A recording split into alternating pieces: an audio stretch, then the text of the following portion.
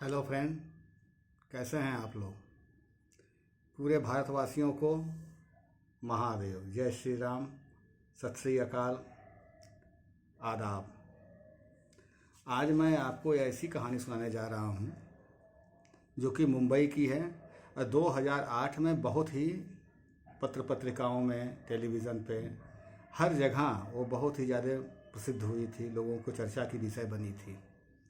ये है नीरज ग्रोवर हत्याकांड, मुंबई की।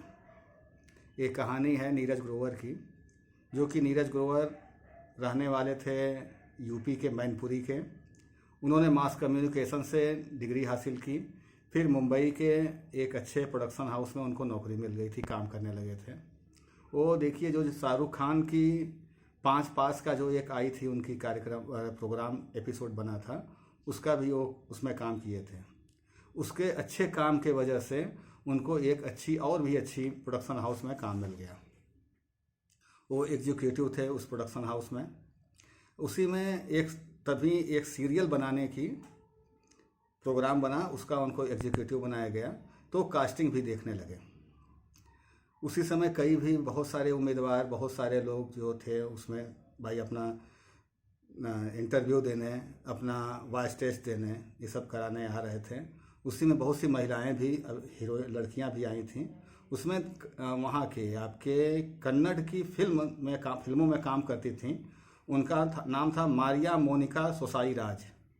वो भी आई थीं, उन्होंने इंटरव्यू दिया, सब कुछ दिया।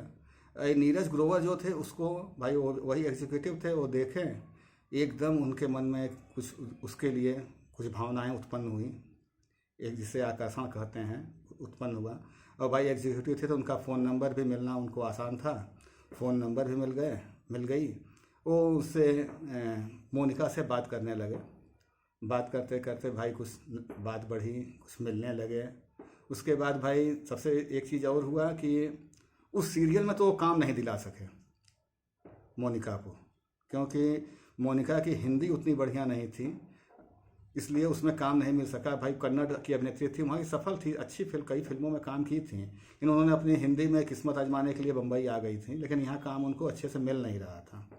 और उसमें नीरज ने भाई कहा कि ठीक है, मैं इसमें तो तुमको काम नहीं दिला पा रहा हूँ, लेकिन कहीं ना कहीं कोशिश करूँगा, काम दिला दूंगा। तो इसी आशे में भाई उसका वहाँ कोई था नहीं, कोई परिचित था नहीं, कोई गॉडफादर नहीं था, यही थे। भाई सोचा कि भाई हो सकता है मिल जाए इनके वजह से काम।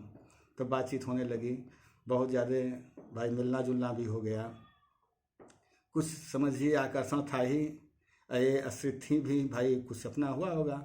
लेकिन एक चीज़, इनसे मिलते समय मोनिका ने एक बात छिपाई थी कि उसकी एक बॉयफ्रेंड है, जो उससे जल्दी ही उसकी एंगेजमेंट भी होने वाली थी। उसका नाम था मैथ्यू। वो इंडियन नेवी में काम कर रहा था, कोच्चि में उसकी पोस्टिंग थी। वो बार बार भाई कोच्चि में पोस्टिंग थी और उससे जल्दी ही उनका एंगेजमेंट भी होने वाला था, लेकिन ये बात नीरज ग्रोवर से उसने छिपाई थी। अब भाई अकेले रहती थी, उसको रहने की इधर उधर भाई कई महीना भाई उसको यहाँ लंबी समय व्यतीत करना था, इसलिए कमरे भी चाहिए था, मुंबई में मकान फ्लैट चाहिए था। तो उसने नीरज से कहा, नीरज ने अपने सोर्स से, अपने तरीके से उसको एक फ्लैट दिला दिया। ये घटना है 7 मई 2008। उसने फ़ोन, जब एक फ्लैट मिल गई तो उसने फ़ोन किया कि भाई नीरज, ऐसा है कि हमारा सामान भी वहाँ शिफ्ट करवा दो। तो भाई उसने तुरंत सहज तैयार हो गया। भाई दोस्ती थी, अच्छे संबंध थे, बहुत अच्छे संबंध थे। उसने कहा कि ठीक है, हम शाम को आएंगे, तुम्हारा सामान शिफ्ट करवा देंगे उसमें, फ्लैट में। और वो मैथ्यू था कि हर समय फ़ोन करता था और उसको शक होता था कि कहीं ना कहीं कुछ न कुछ चक्कर है, कुछ हमें क्या कर रही है। वो बार बार बिगड़ता था, कहता था कि देखो उससे, नीरज से दूर रहो। वो बार बार ये कहते कि भाई देखो भाई, कोई है नहीं यहाँ, काम के सिलसिले में इससे बात करना पड़ता है, मिलना पड़ता है, कोई ऐसी बात है नहीं, तुम ऐसा चीज़ सोचो मत। तो भाई, लेकिन फिर भी वो हर समय चिढ़ता था, बात करता था। और उस दिन 7 मई को भी उसने फ़ोन किया तो भाई उसने बताया कि भाई कमरा फ्लैट हम शिफ्ट कर रहे हैं, यहाँ लिए हैं। और तभी पीछे से एक आदमी की आवाज़ सुनाई दिया। उसको तुरंत शक हुआ, उसने पूछा कि कौन है पीछे। तो उसने कही कि भाई ये नीरज है। कहा नीरज है, उसको जल्दी वहाँ से निकालो। तो कहा अभी बस तुरंत काम करके वो चला जाएगा, तुम इससे बात सोचो मत, वो अभी चला जाएगा। लेकिन वो भाई वो तो कह दी, उसके बाद जो मैथ्यू था वहाँ उसके मन में उथल पुथल हो रहा था कि ये क्या हो रहा है, क्यों हो रहा है। तुरंत गया कि कोच्चि के एयरपोर्ट पे, वहाँ से फ़्लाइट पकड़ा, सुबह एकदम वहाँ फ़्लाइट पे पहुँच गया। उसके पास पता था ही, वो पहुँच गया वहाँ। बेल बजाता है, जब बजाता है तो सामने मोनिका दिखाई देती है उसको, और उसके पीछे नीरज भी। और वो देख के तो उसका पारा गर्म, खून एकदम ऊपर, सर के ऊपर चला जाता है, एकदम गुस्से में उससे मारपीट करने लगता है। वो भी भाई अब क्या करे, हाथापाई होती है, लेकिन आवेश में जाता है भीतर, किचन में से एक चाकू लाता है, उसके पेट में मार देता है नीरज के, मैथ्यू मारता है। फिर वो कई बार करता है, उसके बाद तो मर जाता है उसी जगह। अब जब मर जाता है तब इनको लगता है अरे ये क्या हो गया, अब तो भाई ये तो भाई हत्या हो गई, अब क्या करें। अब जो मारिया थी और मैथ्यू, वो मारिया तुरंत गई, बगल में ही वो था क्या आपके मॉल में से एक रस्सी खरीदी, बड़ी पोलोथीन खरीदी, बड़ा चाकू खरीद के लेके आई, और उसके बाद वो दोनों मिल के उसके नीरज के शरीर को कई टुकड़े किए, और वो पोलोथीन में भरे, उसको रस्सी से बांधे और लेकिन सबसे बड़ा इतनी ज़्यादा सारी 2 लगेज 3 लगेज इतना भारी लेके निकलेंगे कैसे वहाँ। उसके आए भी अभी 1 ही 2 दिन हुआ था, 1 दिन हुआ था, मतलब 7 तारीख को शिफ्ट की थी और 8 को मर्डर हो गया सब, 2008। तो अब कैसे क्या करेगी, अब इस तरह कोई जाना है। तो उसने अपने एक दोस्त को फ़ोन किया, उसने फ़ोन किया कि भाई हमें तुम्हारी कार चाहिए, हम लोगों को शॉपिंग पे जानी है। गई, उससे कार मांग के लेके आई, और 2 लीटर पेट्रोल भी भयंदर पेट्रोल पंप से उसने लिया, लेके आई, उसमें 2 बोरे में बांधी, उसको लेके आप उसमें उस तरफ निकल गई, कहाँ, मनेर की तरफ। मनेर की तरफ वो निकल गई, जंगल में गई, वहाँ उसको दोनों आदमी वहाँ डाले, उस पर पेट्रोल से लगा के आग लगा दिए, जला दिए। उसके बाद अपने चले गया, तुरंत तो मैथ्यू था, तुरंत चला गया अपने कोच्चि, चला गया अपने पोस्टिंग जहाँ थी वहाँ चला गया। अब यहाँ मुंबई में उसके जो सहयोगी थे नीरज के, दूसरे दिन ऑफिस नहीं पहुँचा, फ़ोन किए, उसके खोजबीन चालू हुई, भाई कहाँ गया, किस तरफ गया, क्या हुआ। अब तो और उसके फैमिली वाले भी खोजने परेशान हो रहे थे। पुलिस में सूचना दिए, पुलिस भी अब तफ्तीश में लग गई, पुलिस खोज रही थी। एक उसके दोस्त से पूछताछ की तो कहा कि हाँ, बताया गया था कि जो मोनिका है उसके घर को शिफ्ट कराना है।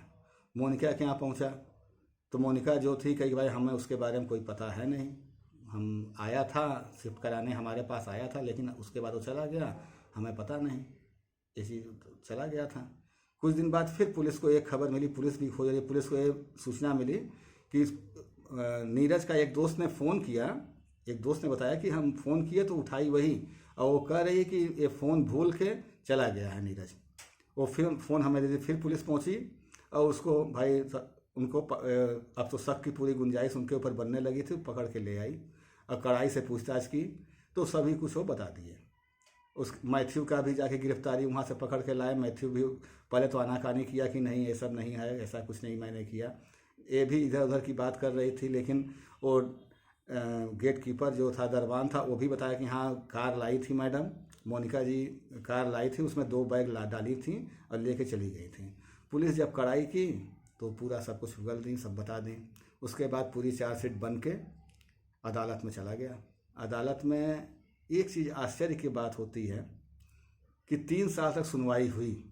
केस की सबसे विशेष चीज़ यही है, आप इसके बारे में सोचिएगा कि 3 साल सुनवाई हुई और उसमें जो मैथ्यू को 13 साल की सज़ा हुई और मारिया को केवल 3 साल की, और 3 साल की सज़ा वो जेल में रहते हुए काट चुकी थी और उसके लिए उसको तुरंत रिहाई मिल गई। उसमें अदालत ने ये कहा कि ये जानबूझ के नहीं किया गया है, ये आवेश में आके कत्ल किया गया। इस बेस पे उसने छोड़ गए, मोनिका छूट गई तुरंत। समझिए 3 साल वो जेल में थी, सुनवाई के समय तक जेल में थी। समझिए वो सुनवाई जो ख़त्म हुआ, फैसला आया, उसके रिहाई की चीज़ की आई, वो छूट गई।